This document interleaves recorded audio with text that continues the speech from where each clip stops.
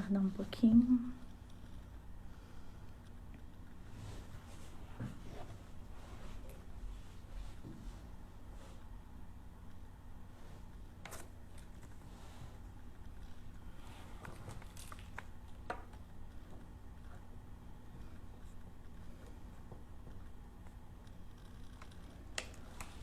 Oi, Renata, boa tarde. Oi, gente, boa tarde. Meu nome é Alessandra Afonso, sou assistente social aqui da KPMI Social. Para quem não conhece o trabalho, a KPMI Social é uma instituição sem fins lucrativos que atua com assessoramento técnico, político, administrativo e financeiro a 42 instituições a nível nacional. E a temática de hoje, nós vamos falar sobre os impactos do Covid-19 na comunidade ribeirinha da ilha de Murucutu, em Belém do Pará. E para poder auxiliar nessa live, eu vou convidar a Neide Mendes, que ela é assistente social, especialista em gestão de projetos e políticas públicas. Deixa eu convidar.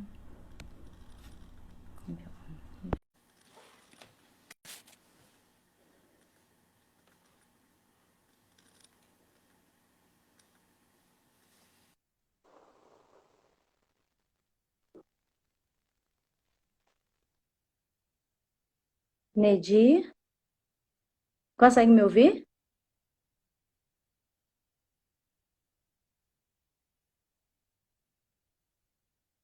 Eu acho que a sua câmera, ela está ao contrário. Boa tarde. Oi, boa tarde. A sua câmera, ela está ao contrário, não consigo te ver. Espera aí que eu vou ajeitar. E agora? Oi, Neide, tudo bem? Oi, meu amor, tudo bom, Alessandra? Vamos falar com você. Ah, Neide, é um prazer revê-la. Para mim, essa temática é muito importante, ainda mais que eu pude acompanhar o trabalho de vocês bem de pertinho na ilha. Então, é muito Sim, legal poder sim, falar sobre isso hoje. E, assim, de ótimo. antemão, eu agradeço muito a sua presença, em nome da presidente Janete, toda a equipe da Capimil Social, por poder nos Sim, auxiliar nessa live e nessa temática que é tão importante, ainda mais por falar sobre povos tradicionais, que é uma verdade. temática que, nesse momento de pandemia, está bem invisível, porque, na verdade, ele já é uma temática um pouco invisível perante políticas públicas, direitos sociais, e a gente poder Correto. reforçar isso, das dificuldades existentes nesse momento de pandemia, é muito importante. Então, como você já é atuante com a comunidade ribeirinha e tem experiência nessa temática, Sim. com povos tradicionais, eu gostaria que você explicasse um pouco da sua experiência na ilha, como estão sendo agora as estratégias que vocês estão utilizando em momentos de pandemia, quais são os impactos maiores para essa comunidade nesse momento tanto de isolamento social, crise econômica. Queria que você explicasse um pouco, porque as instituições que atuam em territórios onde existem comunidades tradicionais conseguem ter a ideia de como é essa realidade, não só em momentos de pandemia, mas também fora a pandemia. Então, assim, mas para quem Correto. não atua, para quem não vivencia isso, não tem ideia de quanto é difícil e como essa Verdade. população ela tem retrocessos, tem acesso aos direitos negados. Então, assim, como você tem experiência com essa população, eu queria que você explicasse um pouco para as instituições que estão nos assistindo agora sobre a sua experiência mesmo com o projeto na ilha. Correto. Bem, antes de mais nada, né, com gratidão, com muita gratidão que a gente recebeu esse convite para essa live, né, tendo com esse tema os impactos, né, do Covid-19 na comunidade ribeirinha aqui de Belém, mais especificamente na Ilha Murutucum, né, na comunidade do Cacau, onde temos aproximadamente ali 110 famílias, né, com 440 residentes nessa ilha, né? Então, antes de falar um pouquinho, Alessandra, eu queria dizer que Belém ela tem uma população de mais de 1 milhão de habitantes, né? E ela está distribuída em população urbana e ribeirinha, praticamente, né? Porque a nossa cidade ela é banhada pelo Rio Guamá e outros rios que trazem essa vivência com a comunidade ribeirinha. Então, nesse universo, nós temos 39 ilhas, né, que compõem essa área insular de Belém. né, e tem uma população considerável, né, dentro dessa perspectiva, né, de políticas públicas, de atuação do poder público, de atuação do terceiro setor, do primeiro setor, da comunidade, das universidades, das instituições universitárias, né, e da própria sociedade civil, né, que se voluntaria também para que a gente tenha um olhar diferenciado para essa população.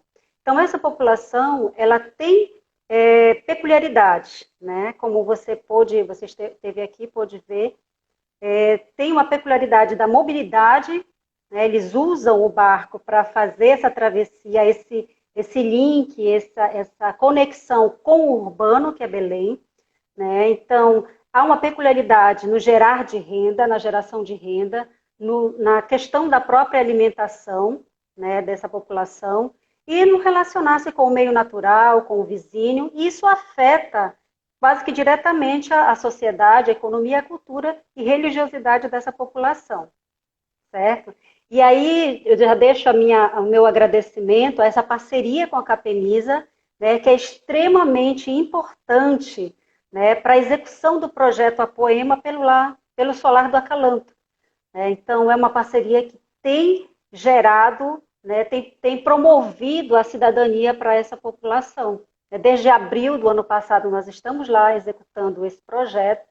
E aí, esse ano, com a pandemia, é claro que a gente teve que afastar um pouco, mas no decorrer da live a gente vai perceber que não houve a ausência, né, o contato com essa comunidade. Então, a comunidade, a Ilha de Murutucum, ela fica à margem do Rio Guamá. Esse Rio Guamá é como se fosse a nossa rua aqui, né? É o elo que faz o transporte, tanto de produtos, né, que essa comunidade ribeirinha traz para Belém, como de estudantes, das próprias famílias, a travessia via barco, claro, para a cidade. Então, como eu falei, são 110 famílias nessa região, especificamente na Ilha do Murutucum, comunidade do Cacau, e 440 residentes, e, Alessandra, essa metade de residentes, cerca de mais de 210, 230 residentes são crianças, adolescentes e jovens, de 0 a 18 anos. Então, você vê que tem uma população expressiva e que está à margem de direitos sociais e que a nossa luta aqui se torne visível, né? Essa população se torne visível. Então, eles vivem, basicamente, a economia deles é o extrativismo do açaí, né? A educação, nós temos uma escola na região e temos habitações insalubres, né? Com um cômodo que assim, agrega várias famílias, várias pessoas, né? Então, a gente tem esse panorama, assim, no geral, dessa comunidade, né? E que, com a pandemia, o que aconteceu? Quais foram os impactos, né? Que é o tema dessa nossa live, quais foram os impactos nesse processo, né, da Covid-19 que afetou toda a sociedade, todo o segmento, né, da nossa sociedade. Mas, como você bem frisou, as populações tradicionais, pelas suas peculiaridades, elas tiveram um impacto maior, eu diria, um impacto maior, né? E um desses impactos foi principalmente na questão da travessia, da mobilidade dessa família até a cidade de Belém. Foi um impacto nisso. Por quê? Porque nessa travessia a gente tem a ligação, como eu falei antes, né? Ligação total com a cidade. É aqui que eles vêm fazer a compra da alimentação, né? É aqui que eles vêm resolver questões de banco, né? Então, eles têm uma relação estritamente importante com Belém, né? Com Belém. Então, esse transporte fluvial ele foi afetado, né? Porque com o isolamento e com o lockdown, isso dificultou bastante, né? E esse transporte, além de fazer essa ligação com os serviços aqui no setor urbano, transporta também o principal produto, que é a base econômica dessa população ribeirinha aqui de Belém do Pará, que é o açaí, a extração do açaí. Então, o extrativismo do açaí, eles têm essa cultura do extrativismo do açaí, fazem a coleta do açaí e atravessam para vender nos portos aqui de Belém. Então, imagina, né, com tudo fechado, nada funcionando, isso não foi possível fazer, né? O que é importante frisar nisso é que o impacto aí, nesse caso, foi mínimo, por conta que ainda não estávamos na safra do açaí, mas já tinha iniciado o processo, né, do fruto, da comercialização do fruto, e isso afetou diretamente essas famílias, né, que vivem desse extrativismo. Vale ressaltar que o extrativismo do açaí ele é prioritário no mês de julho a dezembro, então, que é o momento da safra. Então, é o momento que a família ribeirinha tem um pouco mais de tranquilidade financeira para administrar dinheiro, para administrar, planejar a sua vida financeira. Passando disso, passando desse período, eles recebem os benefícios dos programas de transferência de renda do governo federal, né? E aí ficam descobertos por um bom tempo. Um outro impacto que a gente percebeu e que foi impacto também a nível de sociedade foi a questão da dificuldade do acesso ao uso de máscara e álcool em gel, né? Que eram os elementos principais da prevenção para essas comunidades, né? O outro impacto, somando a isso, é a própria mudança de hábito de usar esses produtos. Pensa, eu moro à margem, à beira do rio, eu tenho água em abundância, eu posso tomar banho a qualquer hora, né? Eu posso utilizar a água do rio a qualquer momento, mas de repente me vem uma mudança do meu cotidiano que me leva a necessariamente usar produtos que antes eu não fazia parte do meu cotidiano, né? Então, isso também foi difícil, já foi difícil para alguns que moram no setor urbano, imagina para o pessoal da área rural, das famílias da área de ribeirinhos, no caso, né? Então, houve uma dificuldade nesse momento de aquisição dessa máscara e também do álcool, e também na utilização dele, ter a consciência de que precisava ser usado, né? Independente de qualquer circunstância. Então, outro fator que a gente percebeu que impactou bastante foi o acesso à medicação e até mesmo o próprio atendimento de saúde. A ilha tem um posto, que não fica na ilha, fica numa ilha vizinha, que é a Ilha do Cumbu, né? É um posto só que atende quase toda essa população de mais de 2 mil pessoas, né? 2 mil residentes. Então, um posto para atender toda essa população não foi, claro que não seria suficiente, até mesmo pela precariedade que já existe nessa área, né? Então, houve uma dificuldade de acesso à medicação, à própria questão da alimentação, né? Então, ficou bem complicado. E Nedir, é porque nós temos perguntas aqui. Ok. Boa tarde. A comunidade tem a sensação de estar esquecida? Tem. Considerando a presença do poder público nessas comunidades, né? Aí você diz, poxa, Nedir, fica tão perto de Belém. Essa tem sido o meu questionamento. É porque nós estamos perto de instituições, né, e que a comunidade ribeirinha pouco se beneficia disso, né? Pouco se beneficia. Aí a questão habitacional, né? A questão da saúde, a questão, Alessandra, não sei quem foi que perguntou, mas a questão do próprio consumo de água potável, né? Então, nós vimos que houve, né, durante a pandemia, foi chamado também a atenção a questão do saneamento básico, né? O quanto que era importante as cidades estarem com um nível de saneamento básico um pouco mais favorável para enfrentar esses momentos, né, de crise da saúde sanitária. Então, o Rio Guamá, ele absorve toda a parte de esgoto da cidade. Então, você vê que tem algumas famílias, a gente tem algumas famílias que usam essa água para consumo, né? Coloca um hipoclorito lá, deixa um pouquinho e depois usa essa água para consumo. Mas, claro que não são todas as famílias, porque tem famílias que têm a possibilidade de comprar um galão de 20 litros, que essa água também é de qualidade não muito segura, porque ela vem de poços artesianos de outras ilhas, né? Então não tem um estudo dizendo da potabilidade dessa água. Então, a gente tem enfrentado, a gente tem essa questão presente na comunidade. Os projetos chegam, mas ao mesmo tempo que chegam, eles não conseguem ter um impacto, né, um resultado mais além daquilo que simplesmente estar ali, montar a estrutura e depois vai embora. Né? Outros projetos, eu digo projetos que vêm da engenharia sanitária, projetos que vêm do próprio abastecimento de água via equipamentos que coletam água da chuva, né? Só que não tem um preparo para a própria comunidade usar isso da melhor forma.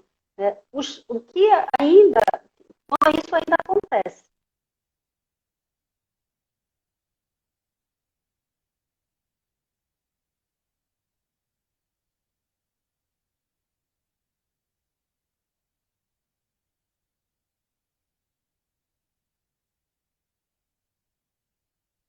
Da continuidade nesses impactos. Tem sim. Com o isolamento social, foram identificados muitos casos de violência contra criança, adolescente ou mulheres? Olha, nesse período que a gente tem, lá desde abril até final de dezembro, né, que foi o período que a gente começou o trabalho, começou a desenvolver a proximidade, né, a confiança, ainda é algo que é construído, né, é construído. Durante esse tempo, não houve nenhuma denúncia em relação à violência contra a mulher, né, nem contra a criança. Só que assim, em relação à criança, a gente aqui é muito evidente a forma de criação, né, com gritos, ainda com bater na criança para uma repreensão. Então, o projeto A Poema, né, ele tem buscado essas temáticas e, ao longo do projeto, no ano passado, nós começamos um movimento de orientação, de conscientização, a partir da leitura do ECA, a partir da leitura dos direitos, né, da mulher, da Lei Maria da Penha, mesmo não tendo sido isto denunciado. Né? A gente tem hipóteses que acontecem, mas como a gente ainda está nessa construção dessa proximidade, dessa confiança, né, do trabalho, do projeto com a população ribeirinha, que a população ribeirinha ela tem uma característica que dizem que é muito desconfiado, né? Então, para confiar em alguém demora um pouquinho, não é assim não chegar e confiar logo não. Então, aos poucos a gente tem construído essa relação, né, e temos atuado de forma preventiva, né, tanto na questão do atendimento à criança e adolescente quanto à mulher ribeirinha, que são os dois focos do projeto. Ah, sim. Negia, na ilha, foram identificados muitos casos de Covid com a população? Sim, foram Sim. identificados, teve notificações de casos de Covid, algumas famílias perderam entes queridos, né, nesse processo. E, assim, durante a nossa ausência, a ausência do projeto, a ausência do Solar do Acalanto, o que nós tentamos assegurar? Nós montamos um grupo de WhatsApp, né, para que a gente pudesse, de alguma forma, estar prestando algum tipo de auxílio a essas famílias, né, com orientações, com informações, né? E, nesse período, houve, sim, situações de sintomas, pessoas que tiveram sintomas, famílias que perderam seus entes queridos, e a busca de ajuda para isso, é como eu te falei, a busca da ajuda que foi complicado, porque ia para o posto também tinha suas demandas, porque atende todas as ilhas aqui, as 39 ilhas praticamente, né? Mais da metade das ilhas, né, ali vizinhas, então atende uma demanda, tem uma demanda muito grande. Né? E essa travessia para cá, durante a pandemia, não foi possível, quer dizer, só em casos extremos mesmo, para eles atravessarem para cá. Né? Teve situações que teve pessoas que faleceram que não tiveram tempo de chegar à UPA aqui em Belém, né, que tem nós estamos no bairro do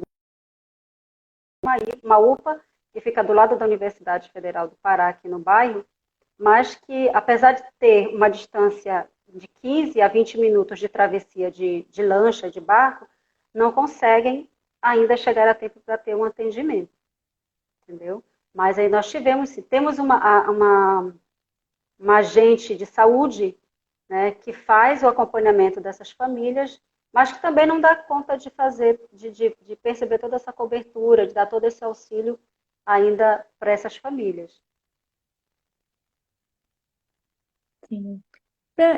Você, assim, enquanto profissional, para você, quais são os maiores desafios de atuar com essa população nesse momento de pandemia? Ó, Alessandra, o maior desafio é trazer esse olhar das instituições públicas e privadas na importância desse trabalho, né?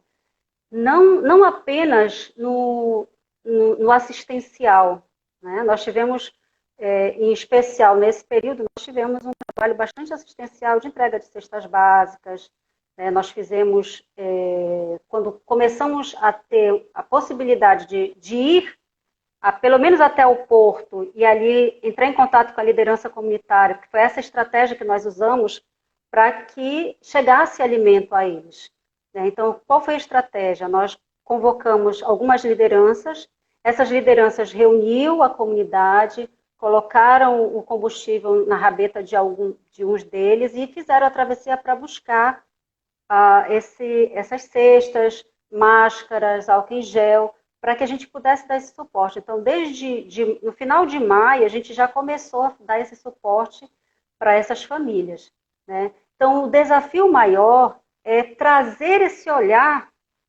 das instituições para essa comunidade, né? Na questão da água potável, na questão da habitação, né? Na questão do ambiente mesmo, do meio ambiente, porque como é uma ilha que recebe muita influência da maré, ao desmoronamento, né, dos barrancos, então as famílias têm que recuar as casas para poder continuar ali, para poder continuar o seu ciclo, né, o seu ciclo de vida, as suas relações sociais.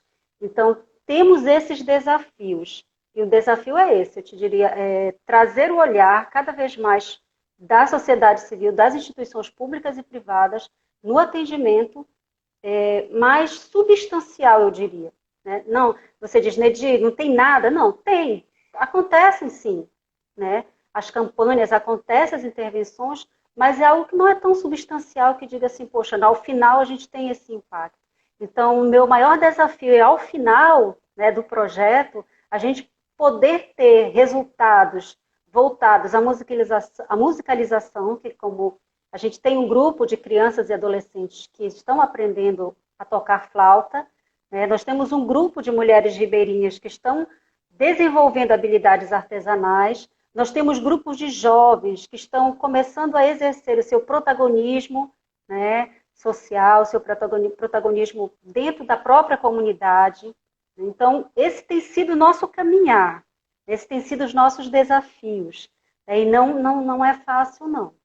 Mas é bom que, por exemplo, nesse momento, nesse período de pandemia, nós tivemos a solidariedade de muitas pessoas e foi um momento também que nós tivemos para mostrar essas precariedades, essas dificuldades na população ribeirinha.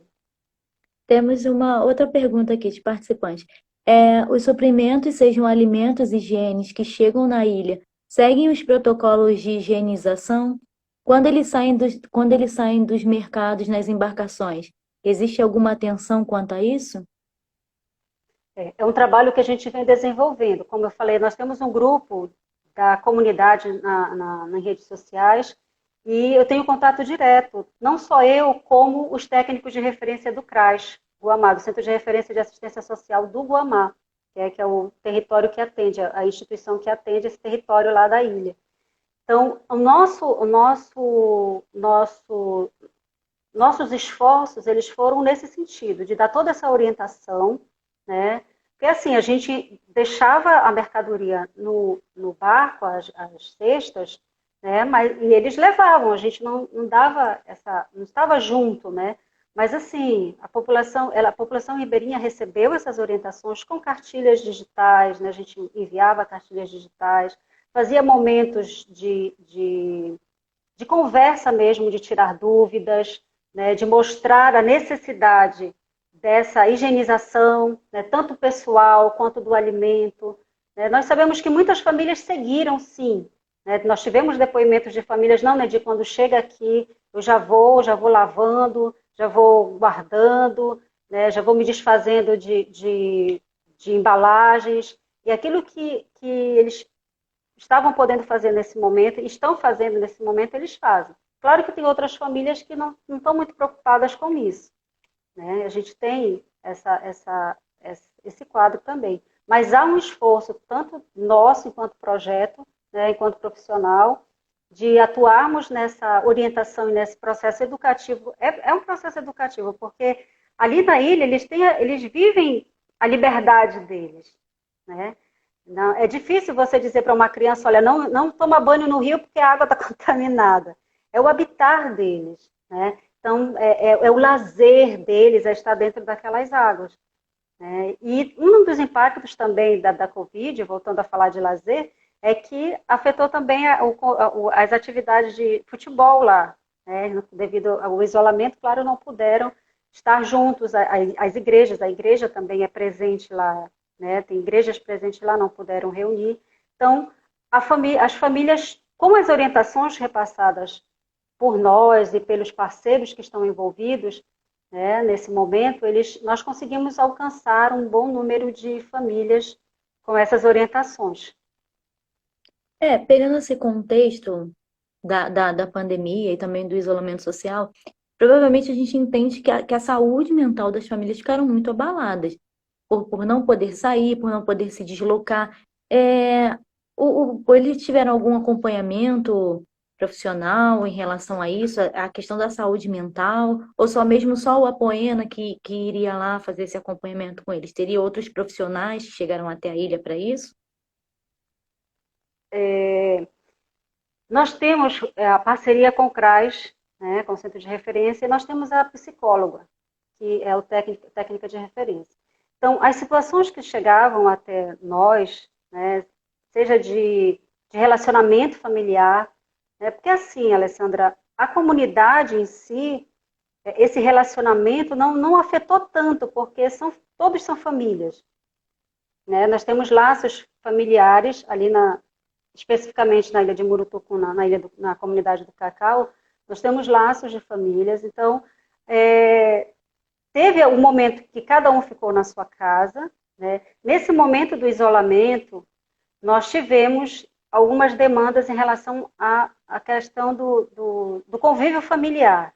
Né? Mãe que teve um desentendimento com a filha, com o filho, com o marido, né, que teve a preocupação, será que eu vou morrer? Será que eu não vou? Como é que eu vou conseguir alimento? Como é que vão chegar as cestas aqui? Como é que o projeto vai estar nos ajudando? Então, vinham algumas demandas nesse sentido, né? Pessoas também que, principalmente as que perderam o seu ente querido, ficaram assim, bem desalentadas, né? Então, nesse momento, a gente acionou a parceria com o CRAS e dentro do possível, a gente estava fazendo essas orientações via CRAS, né, com a psicóloga do CRAS, que é uma parceira fundamental também nesse projeto. Né? Tem abraçado esse projeto, né, e tem levado atividades. Nós fazíamos vídeos, fazíamos áudios, até agora a gente continua fazendo isso, para que essa população não se sinta, poxa, para onde eu vou? Que ajuda eu vou ter? Com quem eu vou falar sobre isso, né? Então, nós deixamos muito à vontade essa família de nos procurar e procurar também, né, com o auxílio da psicóloga do CRAS, esse atendimento. Nesse momento de pandemia, Neide, observa-se que o número de doações, muitas instituições, acredito que aí em Belém também não seja diferente, estão recebendo um acúmulo muito grande de doações. As instituições estão recebendo muitas doações, então, consequentemente, o público alvo ele aumenta, porque você recebe muitas Sim. doações. Vocês já começaram a pensar em estratégias para continuar mantendo a qualidade do trabalho? Porque em momentos de pandemia vão ter muitas doações, mas quando passar, normalizar, no caso, talvez seja um pouco reduzido. Então, vocês já começaram a pensar em estratégias para continuar mantendo esse trabalho, nessa perspectiva assim, de manter a qualidade como está sendo agora, num momento de pandemia? As estratégias que a gente está, assim, nesse momento, a gente tem conversado muito sobre isso. É porque a gente não, a família ela não tem que vir apenas porque está recebendo uma cesta básica, né?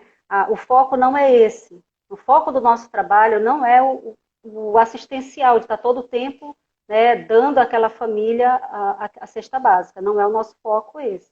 Né? Tivemos esse momento que requer essa ajuda, né, da cesta básica, mas esse não é o nosso foco. O nosso foco é poder minimamente garantir com que essa família desenvolva essas habilidades, né, sejam elas manuais, sejam elas até mesmo na própria comercialização do açaí, né, sejam elas na própria condução, né, da sua parte financeira, dos seus compromissos financeiros. Então, mas não dar continuidade assim, continuar com, no caso, especificamente com a cesta básica, entendeu? Então, a gente tem essa preocupação, por quê? Porque se a família participa, está lá apenas pela questão ela vai no projeto apenas pela questão da cesta básica, a gente não está alcançando o nosso foco maior, que é levar com que essas famílias se tornem sujeitos da sua própria história. Então, a gente tem muito claro isso. E já estudamos estratégias, sim, de dar continuidade na qualidade do trabalho, mas sem que a cesta seja o fator principal, sem que todo esse movimento seja o fator principal, né? Mas que a gente mostre outras possibilidades para essa família, dentro daquilo que ela já faz, potencializando o que ela já faz, para garantir, né, a sua qualidade de vida, nesse processo. Nesse momento, porque assim, tem a flexibilização, mas o ideal é que continue o isolamento. Eles estão conseguindo ir até a cidade para poder fazer a venda do açaí, porque eles também, não é só açaí, acho que peixes também, não é? Que eles fazem essa comercialização. É, a comunidade ribeirinha, ela traz peixe, traz os mariscos, né? Traz o peixe, traz o camarão, traz o açaí, traz as frutas, né? Para vender aqui. Murutucum, o foco do Murutucum, a principal atividade do Murutucum é o açaí, né? Então, nesse momento, eles conseguem, sim, fazer, até porque nós estamos no auge da safra do açaí. Então, eles conseguem sim trazer as famílias que têm essas plantações de açaí, conseguem fazer essa coleta, elas conseguem atravessar e para venda desse açaí aqui nos portos. Então, não tem nenhum impedimento hoje em relação a isso. Tivemos no momento de abril a maio, meados de abril e maio, que foi o pico aqui em Belém da Covid, e nós tivemos acirrado a fiscalização em termos de não atravessar, de não fazer esse comércio, nem de pessoas indo para lá, porque é uma área turística também, né? Então, nem de pessoas indo até lá e nem das famílias virem até Belém. Então, a gente hoje praticamente está normalizada essa comercialização. Eles chegam tranquilamente e fazem a venda nos portos aqui de Belém. Outra questão importante, Neide, quando eu estive na ilha, com o companheiro no trabalho, nós identificamos que a questão da educação é um pouco complicada para eles na ilha. Nesse momento de pandemia, como ocorreu? Estagnou? Como é que ficou a questão da educação para crianças e adolescentes? Ô, Alessandra, como eu falei, nós temos uma escola de nível fundamental na ilha, né? E que essa escola ela funciona também de maneira precária, né? Para você ter uma ideia, uma criança de 9 anos ainda não tá alfabetizada, né? Então leva um tempo, até mesmo pela cultura de que tem principalmente os meninos, tem 9 anos, já dá para coletar o açaí, já não vai para a escola. Então, tem um acompanhamento, desde quando o projeto chegou lá, a gente tem reforçado essa necessidade dessa criança estar na escola, né? Dessa criança participar da escola. Então, há uma precariedade, né? Com a pandemia, a escola fechou totalmente, né? O que já estava precário ficou mais precário ainda, até por conta, por exemplo, aqui em Belém, em algumas, a gente viu esse movimento em várias regiões do Brasil, que as escolas disponibilizavam material para que os pais fossem buscar e levar para os filhos, né, para as crianças, fazerem as atividades, participarem de alguma forma.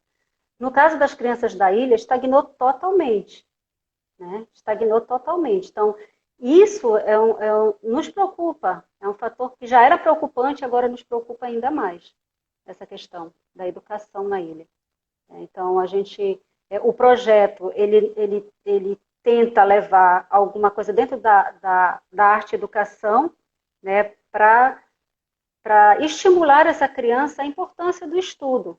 Né? Mas a gente sabe que a realidade é bem complicada, né? E quando veio a pandemia, essa questão da educação ficou bem comprometida mesmo. Mas além do projeto, eles têm algum suporte da prefeitura? Ou é no caso, a educação vem oriunda dos projetos? Não, não.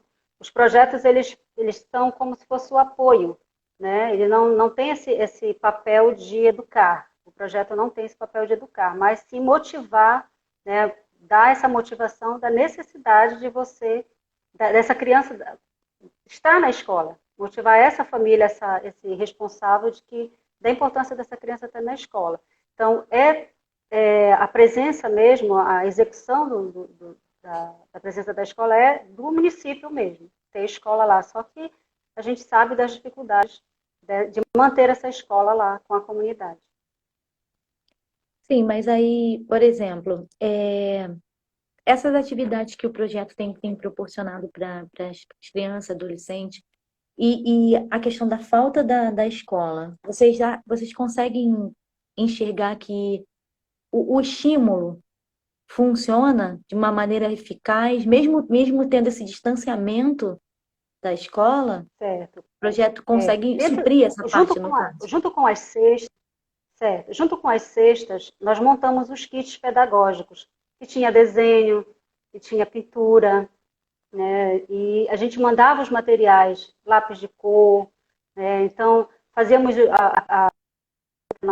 nossa pedagoga Mariana, ela preparava todo o material antecipadamente, fazia os kits, né? E o que nós jogávamos, quando a gente falava, quando colocávamos no grupo a necessidade dessa criança, dessa família, motivar a criança com o material que a gente estava mandando, e a gente tinha a resposta dessas famílias. Elas faziam vídeo com as crianças, fazendo os desenhos, apresentando o trabalhinho lá, né, reconhecendo, né,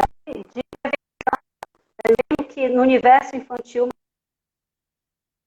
mas a gente, numa linguagem bem lúdica, através dos desenhos, nós conseguimos com que as famílias repassassem isso para os seus filhos, reunissem as crianças em casa e ali fizessem a atividade do lavar as mãos. Nós levávamos as figuras ilustrativas de como a criança deveria lavar a mão, de como usaria a máscara. Então, tudo isso foi ilustrado para que essa criança se sentisse também responsável, né,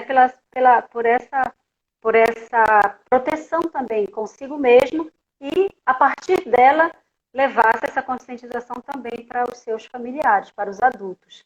Então, o projeto, nós fizemos os kits que atendeu nesse momento, né, os kits educativos que atenderam nesse momento essas crianças. Eu penso que foi o único material que foi recebido nessa comunidade em específico. Né, no caso, na ilha, o único projeto que chega até a ilha é o Apoena?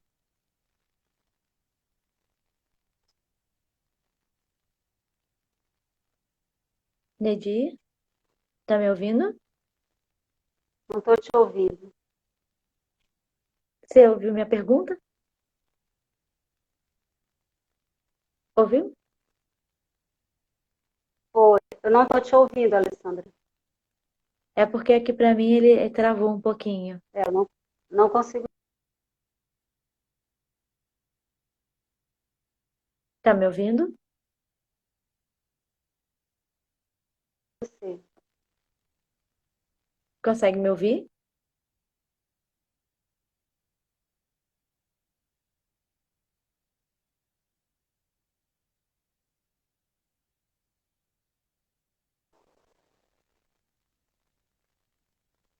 Oi, agora Tá sim. me- Acho que agora você pode Ouviu? falar. Sim. Ainda está Então, travando. na ilha,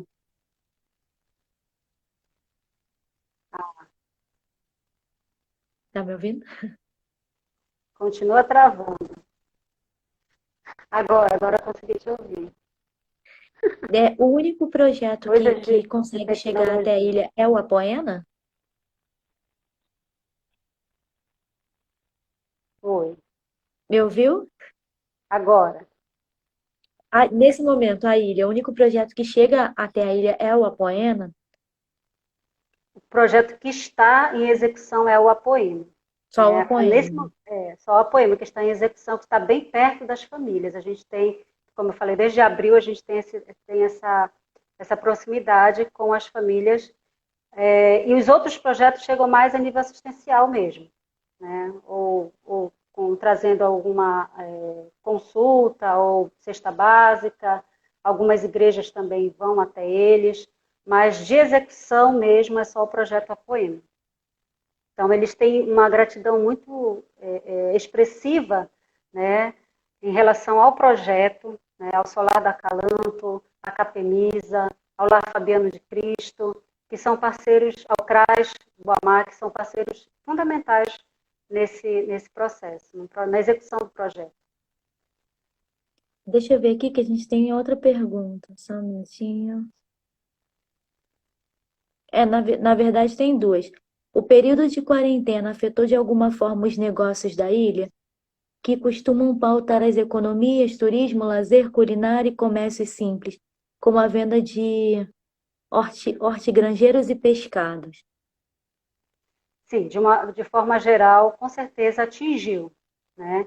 Atingiu devido principalmente a essa mobilidade, né? De não poder acessar os portos de Belém, né? Durante o período de lockdown, durante o período de isolamento, e isso ficou bem mais maleável agora já a partir de final de junho para cá, né? Então isso já foi melhorando, mas foi um impacto bem expressivo nesse momento de quarentena, sim, né? Tanto a dificuldade deles acessarem supermercados aqui também, né? Essa vinda de compra, eles têm essa cultura de vir a Belém, então isso foi afetado, e principalmente a questão financeira, do escoamento dos produtos que eles têm na ilha, que trazem até os portos. Então, o período de quarentena foi um período bem difícil mesmo. E quando a gente entrou, não só nós enquanto projeto, mas outros representantes da sociedade civil, quando abraçaram a causa também, parceiros abraçaram a causa, a gente pôde entrar nesse momento aí de trazendo a liderança, um ou duas pessoas da ilha, para vir até nós, para que a gente pudesse encaminhar as cestas. Nesse caso, as cestas, né? Cestas básicas. E nós tivemos também a parceria de algumas outras instituições também que entraram com cartões de alimentação. Então, nesse momento, eu percebo que houve uma solidariedade, né? Um abraçar da causa bem interessante nesse momento de quarentena. Temos uma outra pergunta aqui. Deixa eu olhar aqui. Alguma outra pergunta? Sabe? Que aqui para mim trava um pouquinho. Co- Como foi a aceitação da comunidade ribeirinha referente às normas de prevenção ao coronavírus?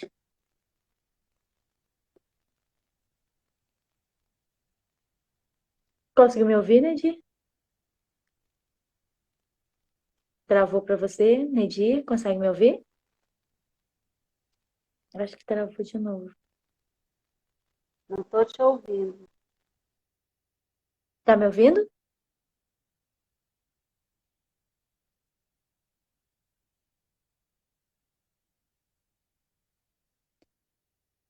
Nedir?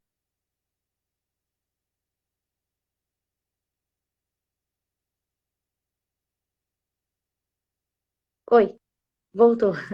Voltou. Diga. A pergunta foi como foi a aceitação da comunidade ribeirinha referente às normas de prevenção ao coronavírus, consideradas o novo normal? Como eu falei, né, o cotidiano entre eles, tem algumas falas que diziam assim, não, entre nós a gente sabia que podíamos estar juntos, né? Hoje eles falando, né, no momento crítico da infecção aqui em Belém, eles conseguiram sim se isolar assim 100%. Né? Com o passar do tempo que a gente percebeu e foi um movimento aqui do nosso estado, quando percebemos que já podíamos avançar um pouquinho com o uso de máscara, podia sair com a máscara e tudo, foi liberado algumas áreas, alguns serviços, aí a gente já foi tendo um pouco mais de liberdade para isso. Né? Mas a aceitação, ela não está sendo muito amigável, né, para eles ali, pelo ambiente que vivem, de liberdade, de estar fora de casa, ali na região mesmo, visitar os parentes, visitar os vizinhos. E quando eu chego, nós já fomos lá depois desse período, né, semana retrasada nós fomos, tivemos a possibilidade de ir, tomando todos os cuidados, e eu observei que todos estavam de máscara. Né? O uso de máscara lá, mesmo que de forma, mesmo sob protesto, mas eles estavam usando as máscaras. Então, usando o álcool, né, higienizando as cadeiras onde a gente reuniu a família, né, as famílias que estiveram lá, que foram contactadas para irem buscar, nós contactamos as famílias e um número que pudéssemos estar nesse período agora em agosto, né? Mas a gente viu que eles estavam sim usando a máscara. Alguns têm uma certa relutam ainda em fazer esse processo. Usam a máscara embaixo do queixo, no pescoço, né? Tiram, deixam só a alcinha na orelha, né? E a gente tem reforçado essa importância de uso da máscara, de estar higienizando as mãos, né? Mas enfim, tem situações que não faz parte do cotidiano do ribeirinho, né? Até por causa dessa possibilidade de qualquer coisa entrar dentro d'água, tomar banho e sair novinho em folha, como eles falam, né? Então a gente tem essas dificuldades, sim. Não é muito aceito, mas quando eles vêm a Belém, eles vêm de máscara, né? Quando vai alguém daqui de Belém para lá, eles estão de máscara. Então, ali no comportamento deles, eles entendem que entre eles não há perigo deles ficarem sem máscara. Né? E aí a gente vem com o trabalho de conscientização de que não é bem assim. Né? Porque há ainda evidências ainda de pessoas sintomáticas na ilha e que precisa ter esse cuidado. A gente tem reforçado isso, mas não é.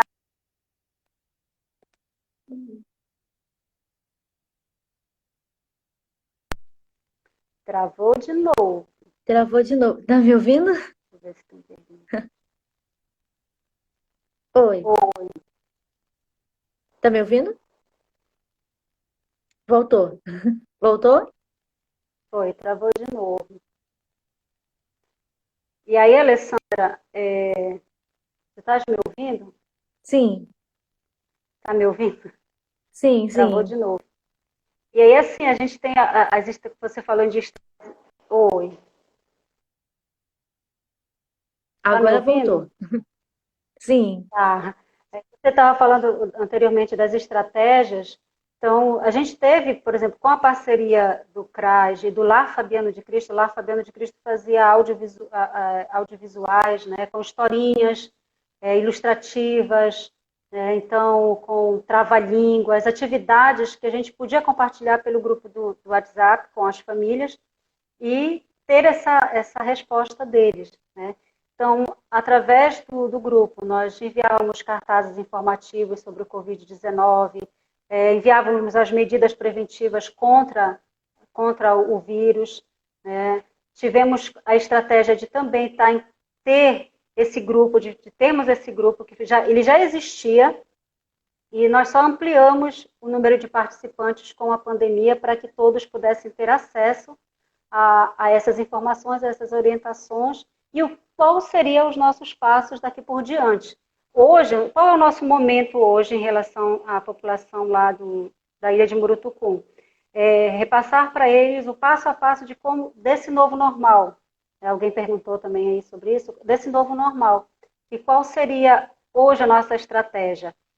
Nós diminuímos consideravelmente o número de famílias atendidas, nós estamos atendendo 2 famílias a cada semana. Por quê? Porque as famílias são numerosas, né? Tem famílias com 8, 10 pessoas, então não dá para a gente agregar. Então, e são muitas crianças também, como eu falei, quase a metade da população residente é criança, adolescente, então não dá para a gente agregar todo mundo. Então a gente traz essa estratégia hoje de trabalhar com os grupos das famílias, reunir os grupos da família, né, e dar continuidade a esse processo de conscientização, de orientação, de garantia de acesso ao que está acontecendo aqui, em termos de auxílio emergencial, em termos do Bolsa Família, em termos do cadastro único, que teve muito questionamento sobre isso, principalmente quando começou o boom do auxílio emergencial.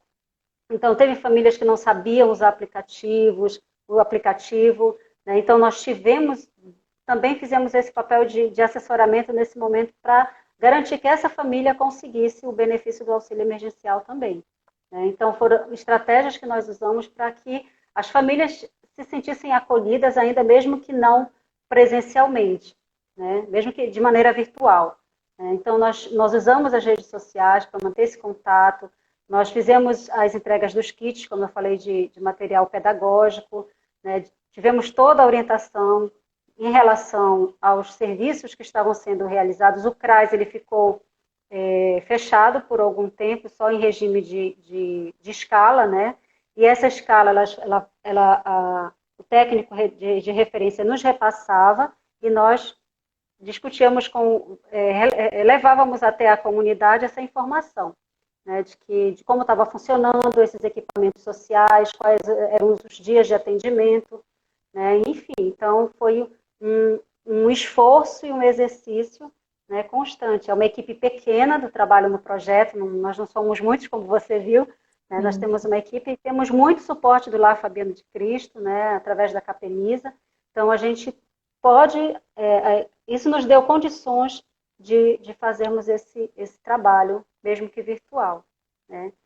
Isso tem impactado, de alguma forma, positivamente o nosso trabalho com essa comunidade. Nedir, nosso tempo está acabando, porque daqui a pouco o Instagram ele vai desligar a chamada. Mas olha, agradeço imensamente a sua participação. Muito obrigada por expor as suas experiências, a experiência do Apoiana com as comunidades ribeirinhas. Isso é muito importante para que outras instituições possam conhecer um pouco da vivência em comunidades tradicionais, como funciona ainda mais nessa questão de pandemia, que tudo ficou bem mais complicado. Então, eu acho muito importante reforçar essas dificuldades, reforçar em questão dos retrocessos que existem, e quanto também é difícil para essa população ter acesso aos direitos delas. Então, agradeço imensamente, em nome de toda a equipe da Capimento Social, da nossa presidente Janete, por você ter participado dessa live com a gente. Ô, Alessandra, foi um prazer, viu? E estamos aqui, precisando, pudermos auxiliar. E é muito bom ter este olhar da Capemisa nesse momento, né? Muito mais neste momento, né? Na questão de atendimento a essas famílias, nos dando essa possibilidade de estarmos lá, né, dando alguma informação, ou prestando serviços de qualidade dentro da questão da política de assistência social, integrando outras políticas também, chamando a participação de outras instituições. Então, meu agradecimento, né, pelo convite, né, pela diretora e da Capemisa, senhora Janete, né, cumprimento também na sua pessoa. Então, meu agradecimento também a você, olá, Fabiana, a toda a equipe que trabalha nesse sentido de dar qualidade de vida às pessoas, né, ao ser humano. Obrigada. Então, até a próxima. Tchau, Nedir. Até a próxima, tchau.